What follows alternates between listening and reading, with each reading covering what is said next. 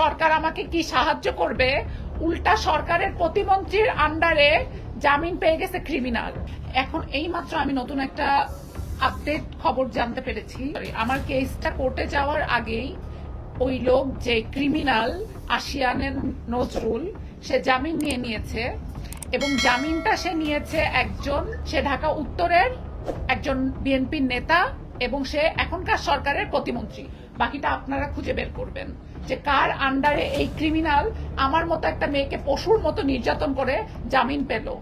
17 বছর একটা সরকার চলে গেল, নতুন সরকার আসলো, আমাদের বুক ভরা ভালোবাসা বিশ্বাস সব দিয়ে তাদেরকে আমরা অ্যাকসেপ্ট করলাম। আমি এন্টারটেনমেন্ট কর্মী, আমি একজন অভিনেতা, আমি একজন অভিনেত্রী। আমার এই কাজে সরকার আমাকে কি সাহায্য করবে, উল্টা সরকারের প্রতিমন্ত্রীর আন্ডারে জামিন পেয়ে গেছে ক্রিমিনাল। আমি যদি বিচার না পাই আমি লাইভে এসে সুইসাইড করব এবং এই সুইসাইডের জন্য দাবি থাকবে ওই আশিয়ান এবং সেই প্রতিমন্ত্রী। এই প্রতিমন্ত্রীর নাম আপনারা এখানে মিনিমাম 100 সাংবাদিক আছেন, আপনারা খুঁজে বের করবেন, তারা দুইজন দায়ী থাকবে। আল্লাহ হাফেজ।